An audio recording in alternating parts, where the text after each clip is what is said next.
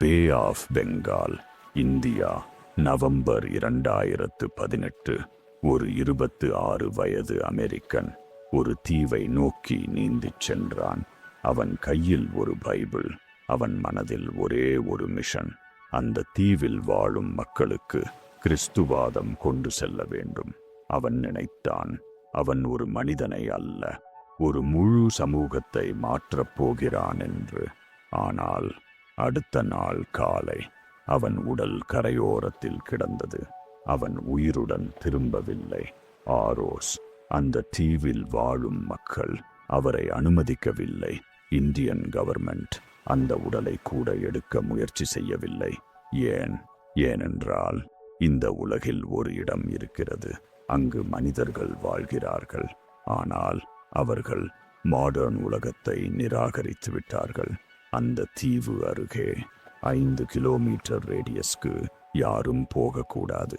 India லா 60,000 ஆண்டுகளாக யாரையும் அனுமதிக்காத மக்கள். அந்த தீவின் பெயர் நார்த் சென்டினல் ஐலாண்ட். இன்று ஷேடோ அந்த மர்மத்தை விசாரிக்கிறான். உண்மை மறைக்கப்படாது. நான் ஷேடோ. இதுவே டி ஷேடோ ஃபைல்ஸ்.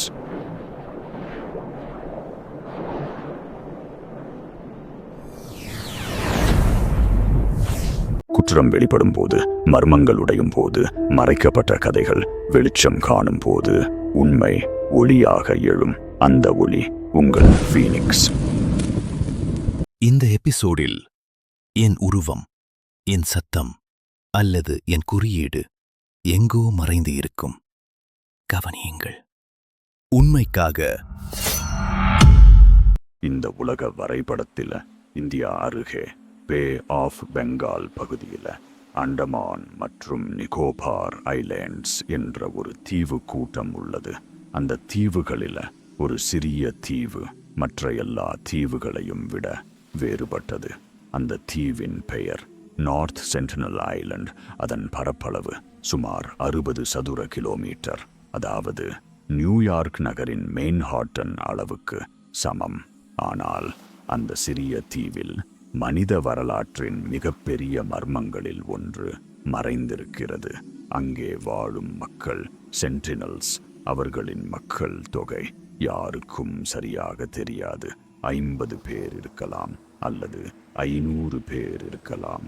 ஆனால் அவர்களை பற்றி நமக்கு தெரிந்த தகவல்கள் மிகவும் குறைவு. அவர்கள் பேசும் மொழி இந்த உலகில் வேறு எங்கும் கேட்கப்படாத மொழி. அவர்கள் வழிபடும் நம்பிக்கைகள், அவர்களின் கலாச்சாரம், அவர்களின் வாழ்க்கை முறை எதுவும் நமக்கு தெரியாது. அவர்களுக்கு மணி என்ற கருத்தே இல்லை, கவர்மெண்ட் என்ற அமைப்பே இல்லை, மாடர்ன் டெக்னாலஜி பற்றிய அறிவே இல்லை. ஆயிரக்கணக்கான ஆண்டுகளாக அவர்கள் இயற்கையுடன் இணைந்து வாழ்கிறார்கள். இந்தியா அரசு இந்த தீவை மிகவும் கடுமையாக பாதுகாக்கிறது. 1956 ஆண்டு அண்டமான் மற்றும் நிகோபார் தீவுகள் புரொடெக்ஷன் ஆஃப் அபார்டிஜினல் ட்ரைப்ஸ் ரெகுலேஷன் என்ற சட்டம் உருவாக்கப்பட்டது. இந்த சட்டத்தின்படி நார்த் சென்டினல் தீவுக்கு 5 நௌடிக் மைல்ஸ், அதாவது சுமார் 9 கிலோமீட்டர் அருகில் கூட யாரும் செல்லக்கூடாது. இந்தியன் நேவி இந்த பகுதியை தொடர்ந்து கண்காணித்து வருகிறது. இந்த சட்டத்தை மீறினால் 3 ஆண்டுகள் வரை சிறை தண்டனை கிடைக்கலாம். பல ஆண்டுகளாக இந்த தீவுடன் தொடர்பு கொள்ள முயற்சிகள் நடந்தன. ஆனால் ஒவ்வொரு முறையும் ஒரே பதில்: அம்புகள். அதனால் 1997க்கு பிறகு இந்தியா அரசு இந்த தீவுடன் தொடர்பு கொள்ளும் முயற்சிகளை நிறுத்தியது. இப்போது நார்த் சென்டினல் ஐலண்ட் இந்த உலகில் மனிதர்கள், வெளிநாட்டவர்களை அனுமதிக்காத மிக அரிதான இடங்களில் ஒன்றாக உள்ளது. ஒரு தீவு, ஒரு சமூகம் மற்ற உலகத்திலிருந்து முற்றிலும் தனிமையில் வாழ்கிறது. இது ஒரு மர்மம் அல்ல, இது மனித வரலாற்றின் உயிருடன் இருக்கும் ஒரு புதிர். இந்த மக்கள் ஏன் உலகத்திலிருந்து முழுமையாக தனிமையில் வாழ்கிறார்கள்? அதை புரிந்து கொள்ள நாம் ஆயிரக்கணக்கான ஆண்டுகள் பின்திரும்ப வேண்டும். சயின்டிஸ்ட்ஸ் கூறுவதுபடி சென்டினலிஸ் மக்களின் முன்னோர்கள் ஆப்பிரிக்காவில் இருந்து வந்தவர்கள். சுமார் 60,000 முதல் 70,000 ஆண்டுகளுக்கு முன்பு மனிதர்கள் ஆப்பிரிக்காவிலிருந்து உலகின் பல பகுதிகளுக்கு பயணம் செய்தனர். அந்த மைக்ரேஷன் பாதைகளில் ஒன்று இந்திய பெருங்கடலை கடந்து அண்டமான் தீவுகள் வரை வந்தது. அந்த காலத்தில் மனிதர்கள் மாடர்ன் டெக்னாலஜி எதுவும் இல்லாமல் இயற்கையின் மீது மட்டும் நம்பிக்கை வைத்து வாழ்ந்தனர். கடற்கரை வழியாக பயணம் செய்து சிறு தீவுகளை கடந்து இறுதியாக நார்த் சென்டினல் ஐலண்டில் குடியேறினர். அதன் பிறகு ஆயிரக்கணக்கான ஆண்டுகள் அவர்கள் அந்த தீவிலேயே வாழ்ந்தனர். வெளி உலகத்துடன் தொடர்பு இல்லாமல் விவசாயம் இல்லை, நகரங்கள் இல்லை, எந்த மாடர்ன் அமைப்புகளும் இல்லை. அவர்கள் வேட்டையாடினர், மீன் பிடித்தனர், காட்டில் கிடைக்கும் உணவுகளை சேகரித்தனர். இயற்கையோடு இணைந்த வாழ்க்கை. ஆனால் ஒரு முக்கியமான விஷயம் உள்ளது. அவர்கள் பிரைமிட்டிவ் அல்ல. அவர்கள் கற்றுக்கொள்கிறார்கள். அவர்கள் தங்களை மாற்றிக்கொள்கிறார்கள். கடலில் மூழ்கிய கப்பல்களிலிருந்து இரும்பு துண்டுகளை எடுத்துள்ளனர். அந்த இரும்புகளை உருக்காமல் கோல்ட் ஃபார்ஜிங் முறையில் அம்புகளின் முனைகளை உருவாக்கியுள்ளனர். இது அவர்கள் என்வைரன்மெண்ட்டுக்கு ஏற்ப அடாப்ட் ஆகும் திறன் இருப்பதை காட்டுகிறது. 2018 சேட்டலைட் இமேஜஸ் மூலம் இந்த தீவில் பல கேம்ப் லொகேஷன்ஸ் இருப்பது தெரிய வந்தது. குழந்தைகள், பெண்கள், குடும்பங்கள் சாதாரண வாழ்க்கை நடத்துகின்றனர். அவர்கள் ஆரோக்கியமாக இருக்கிறார்கள் என்று ரிசர்ச்சர்கள் கூறுகின்றனர். 70,000 ஆண்டுகளாக ஒரே வாழ்க்கை முறை. கவர்மெண்ட் இல்லாமல், மணி இல்லாமல், டெக்னாலஜி இல்லாமல்.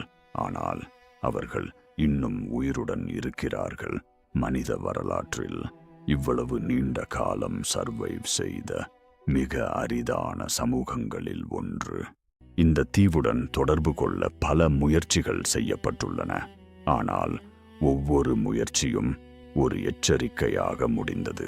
1867 ஆண்டு நினுவே என்ற வணிக கப்பல் இந்த தீவின் அருகே உள்ள கார்ல் ரீஃப் மீது மோதி சேதமடைந்தது. அந்த கப்பலில் இருந்த 100க்கும் மேற்பட்ட பயணிகள் தீவின் கரைக்கு வந்தனர். ஆனால் அவர்களுக்கு எதிர்பாராத ஒன்று நடந்தது. காட்டிலிருந்து வந்த சென்டினல்ஸ் மக்கள் அவர்களை தாக்கினர். பின்னர் பிரிட்டிஷ் நேவி வந்து மிக கடினமாக அவர்களை காப்பாற்றியது.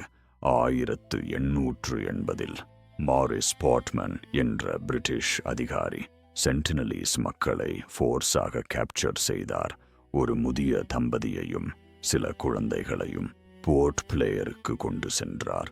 ஆனால் சில நாட்களில் அந்த முதியவர்கள் நோயால் இறந்தனர். குழந்தைகளும் மிகவும் உடல் நலக்குறைவாகிவிட்டனர். பயந்து அவர்களை மீண்டும் தீவிற்கு அனுப்பினார். அந்த சம்பவம் சென்டினல்ஸ் மக்களுக்கு ஒரு பெரிய டிராமா. அவர்கள் வெளிநாட்டவர்களை இன்னும் அதிகமாக நம்பாமல் இருந்தனர். 1974 நேஷனல் ஜியோகிராஃபிக் டாக்குமெண்டரி குழு இந்த தீவை படம் பிடிக்க முயற்சித்தது. அப்போது ஒரு ஏரோ ஃபில்ம் டைரக்டரை தாக்கியது. 1991 மட்டும் ஒரு அரிதான நிகழ்வு நடந்தது. ஆந்த்ரோபாலஜிஸ்ட் த்ரிலோக்நாத் பண்டிட் மற்றும் மதுமலா சட்டோபாத்யாய் தொலைவில் இருந்து கோகனட்ஸ் கொடுத்தனர். சென்டினலீஸ் மக்கள் அந்த கோகனட்ஸை ஏற்றுக்கொண்டனர். அவர்கள் தண்ணீருக்குள் நடந்து வந்து போட்டை கவனமாக பார்த்தனர். அது ரெக்கார்டட் ஹிஸ்டரியில் மிக அமைதியான கான்டாக்ட். ஆனால் அந்த தொடர்பும் நீண்ட நேரம் நீடிக்கவில்லை. மீண்டும் அம்புகள். 1997 பிறகு இந்தியா அரசு இந்த தீவுடன் தொடர்பு கொள்ளும் முயற்சிகளை நிறுத்தியது. 2004 ஒரு மிகப்பெரிய சுனாமி இந்த பகுதியை தாக்கியது. ஹெலிகாப்டர் மூலம் இந்த தீவில் யாராவது உயிருடன் உள்ளனரா என்று பார்த்தனர். அப்போது ஒரு சென்டினல்ஸ் மனிதர் ஹெலிகாப்டர் மீது அம்பு வீசினார். அது ஒரு முக்கியமான சிக்னல். அவர்கள் உயிருடன் இருந்தனர். அவர்கள் சுனாமி வருவதை முன்கூட்டியே அறிந்திருக்கலாம் என்று சயின்டிஸ்ட்ஸ் நம்புகிறார்கள். 2006 2 இந்திய மீனவர்கள் அனுமதியின்றி தீவின் அருகே சென்றனர். அவர்கள் சென்டினல்ஸ் மக்களால் கொல்லப்பட்டனர். அவர்களின் உடலை மீட்க முயன்ற போதும் அம்புகள். இந்த தீவு வெளிநாட்டவர்களுக்கு மீண்டும் மீண்டும் ஒரே எச்சரிக்கை கொடுத்துள்ளது: தொலைவில் இருங்கள். 2018 இந்த எச்சரிக்கைகளை எல்லாம் அறிந்திருந்தும் ஒரு மனிதர் இந்த தீவை அடைய முயன்றார். ஜான் ஆலன் சாவ், 26 வயது, அமெரிக்காவில் இருந்து வந்தவர். அவர் ஒரு கிறிஸ்டியன் மிஷனரி.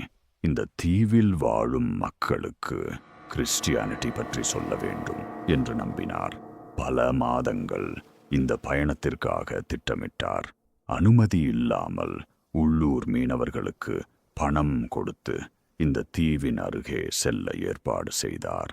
நவம்பர் 14, 2018 ஒரு சிறிய போட்டில் தீவின் அருகே சென்றார். பின்னர் கயக் மூலம் தனியாக கரையை நோக்கி சென்றார். அவர் கிஃப்ட்ஸ் எடுத்துச் சென்றார். அவர் கையில் ஒரு பைபிள். அவர் டைரியில் இந்த பயணத்தை பற்றி எழுதினார். கரையை அடைஞ்ச போது ஒரு சென்டினல்ஸ் மனிதர் அம்பு வீசினார். அந்த அம்பு அவர் கையில் இருந்த பைபிளை தாக்கியது. அதை ஒரு டிவைன் சைன் என்று அவர் நினைத்தார். அடுத்த நாள் அவர் மீண்டும் சென்றார். அவர் ஷவுட்டட் செய்தார்: என் பெயர் ஜான், நான் உங்களை நேசிக்கிறேன், ஜீசஸ் உங்களை நேசிக்கிறார். ஆனால் அந்த வார்த்தைகள் அவரை காப்பாற்றவில்லை. மீனவர்கள் தொலைவிலிருந்து பார்த்தனர். சென்டினல்ஸ் மக்கள் அவரது உடலை கரையின் உள்ளே இழுத்துச் சென்றனர். அவரது உடல் இன்று வரை மீட்கப்படவில்லை. இந்த சம்பவம் உலகம் முழுவதும் விவாதத்தை ஏற்படுத்தியது. சிலர் கூறினர் அவர் துணிச்சலானவர், சிலர் கூறினர் அவர் பொறுப்பற்றவர். ஆனால் ஒரு உண்மை மட்டும் தெளிவாக இருந்தது: இந்தியா சட்டம் அந்த தீவிற்கு செல்ல அனுமதிக்கவில்லை. சென்டினல்ஸ் விதிமுறைகளும் வெளிநாட்டவர்களை அனுமதிக்கவில்லை. அவர்களின் நிலம், அவர்களின் விதிகள். சென்டினல்ஸ் மக்கள் அவுட்சைட்ஸை வெறுப்பதால் அட்டாக் செய்கிறார்கள் என்று பலர் நினைக்கிறார்கள். ஆனால் உண்மை அதைவிட வேறுபட்டது. அவர்கள் ஹோஸ்டில் அல்ல, அவர்கள் ப்ரொடெக்ட் செய்கிறார்கள். அவர்களின் லேண்ட், அவர்களின் பீப்புள், அவர்களின் ஃபியூச்சர். ஹிஸ்டரி பார்த்தால் காரணம் புரியும். அண்டமான் ஐலேண்ட்ஸில் சென்டினலீஸ் மட்டுமில்லாமல் இன்னும் பல ட்ரைப்ஸ் இருந்தனர். கிரேட் அண்டமனீஸ் ட்ரைப் 1858 பாப்புலேஷன் சுமார் 8000 பேர். பிரிட்டிஷ் கான்டாக்ட் ஆரம்பமான பிறகு ஒரு பெரிய மாற்றம் நடந்தது. Diseases, alcohol, violence, loss of land. ஒரு காலத்தில் ஆயிரக்கணக்கில் இருந்த மக்கள் இன்று வெறும் 52 பேர் மட்டும். ஓன்கி ட்ரைப் 1900 பாப்புலேஷன் 672. கான்டாக்ட் பிறகு டிசீசஸ் ஸ்ப்ரெட் ஆனது, டிபெண்டன்சி உருவானது. இன்று 101 பேர் மட்டும் சர்வைவ் செய்கிறார்கள். ஜாரவா ட்ரைப் 1990 வரை ஐசோலேட்டட் ஆக வாழ்ந்தனர். கான்டாக்ட் பிறகு டூரிசம், எக்ஸ்ப்ளோட்டேஷன், அவுட்சைட் இன்ஃப்ளூயன்ஸ். அவர்கள் இன்னும் உயிருடன் இருந்தாலும் அவர்களின் லைஃப் ஸ்டைல் ஃபாரெவர் மாறிவிட்டது. ஒரு ட்ரைப்க்கு மிகப்பெரிய டேஞ்சர் வெபன்ஸ் அல்ல, டிசீஸ். சென்டினல்ஸ் மக்கள் ஆயிரக்கணக்கான ஆண்டுகளாக ஐசோலேட்டடாக வாழ்ந்ததால் அவர்களுக்கு மாடர்ன் டிசீசஸ் மீது இம்யூனிட்டி இல்லை. காமன் கோல்டு கூட அவர்களுக்கு டெட்லி ஆகலாம். ஃப்ளூ கூட என்டையர் ட்ரைபை வைப் அவுட் செய்யலாம். ஒரு அவுட்சைடர் அன்னோவிங்லி கொண்டு வரும் பாக்டீரியா ஒரு என்டையர் சிவிலைசேஷனை அழிக்க முடியும். 1980களில் பெருவில் நடந்த ஒரு சம்பவம்.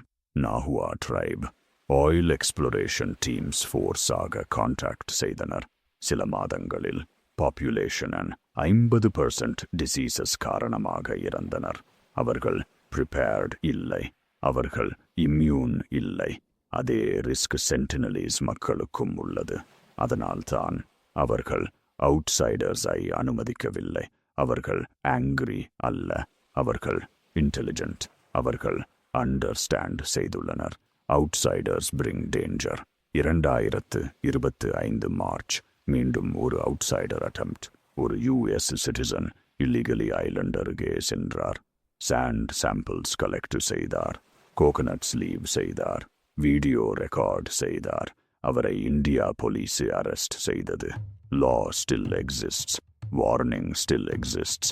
ஆனால் கியூரியாசிட்டி ஸ்டில் கண்டினியூஸ். உலகம் இன்னும் அந்த தீவை புரிந்து கொள்ள முயற்சி செய்கிறது. ஆனால் சென்டினலீஸ் மக்கள் ஒரே மெசேஜ் கொடுக்கிறார்கள்: leave as alone. North sentinel Island ஒரு மிஸ்ட்ரி மட்டுமல்ல, ஒரு ரிமைண்டர். இந்த உலகில் நாம் எல்லாவற்றையும் எக்ஸ்ப்ளோர் செய்ய வேண்டிய அவசியமில்லை. சில இடங்கள் அப்படியே இருக்க வேண்டும். சென்டினல்ஸ் மக்கள் பிரிமிட்டிவ் அல்ல, அவர்கள் ஒரு டிஃபரண்ட் சிவிலைசேஷன். அவர்கள் டெக்னாலஜி பில்ட் செய்யவில்லை, ஆனால் அவர்கள் சர்வைவல் பில்ட் செய்துள்ளனர். 70,000 ஆண்டுகளாக வார் இல்லாமல், கோலோனிகேஷன் இல்லாமல், இண்டஸ்ட்ரியல் டிஸ்ட்ரக்ஷன் இல்லாமல் ஒரு சொசைட்டி சர்வைவ் செய்துள்ளது. நமது மாடர்ன் சிவிலைசேஷன் சில 1000 ஆண்டுகள் பழமையானது. அவர்களின் சிவிலைசேஷன் 70,000 ஆண்டுகள் பழமையானது. அவர்கள் பின்னடைந்தவர்கள் என்று சொல்ல முடியுமா? அல்லது நாம் தான் இயற்கையிலிருந்து தூரமாக சென்று விட்டோமா? கிரேட் அண்டாமான் ஸ்ட்ரைப் ஹிஸ்டரி ஒரு வார்னிங். சிவிலைசேஷன் கான்டாக்ட் ஒரு கல்ச்சர் நியர்லி எரேஸ் செய்தது. ஒரு பாப்புலேஷன் காலப்ஸ் ஆனது. ஒரு ஐடென்டிட்டி ஆல்மோஸ்ட் டிசப்பியர் ஆனது. சென்டினலீஸ் மக்கள் அவர்கள் தேர்ந்தெடுத்த வாழ்க்கையை வாழ்கிறார்கள். அவர்களின் டிசிஷன், அவர்களின் ரைட், அவர்களை டிஸ்டர்ப் செய்வது ஒரு எக்ஸ்ப்ளாரேஷன் அல்ல. ஒரு இர்ரிவர்சிபிள் டேமேஜ் ஆகலாம். ஒரு லாங்குவேஜ் டிசப்பியர் ஆகலாம். ஒரு கல்ச்சர் வனிஷ் ஆகலாம். ஒரு என்டையர் பீப்புள் எக்ஸ்டிங்க்ட் ஆகலாம். சம்டைம்ஸ் ரெஸ்பெக்ட் என்பது டிஸ்டன்ஸ் மெயின்டைன் செய்வது. அவர்களை ஸ்டடி செய்யாமல் இருப்பது கூட ஒரு மனிதாபிமான முடிவு. இந்த உலகில எல்லா மிஸ்ட்ரீஸ்க்கும் ஆன்சர்ஸ் தேவையில்லை. சில மிஸ்ட்ரீஸ் அப்படியே இருக்க வேண்டும். உங்களுக்கு என்ன தோன்றுகிறது? சென்டினலீஸ் மக்களை கான்டாக்ட் செய்ய வேண்டுமா? அல்லது அவர்கள் விரும்பும் வாழ்க்கையை வாழவிட வேண்டுமா? காமெண்ட்ல சொல்லுங்கள். நான் ஷேடோ. இது த ஷேடோ ஃபைல்ஸ். உண்மையை மறைக்க முடியாது.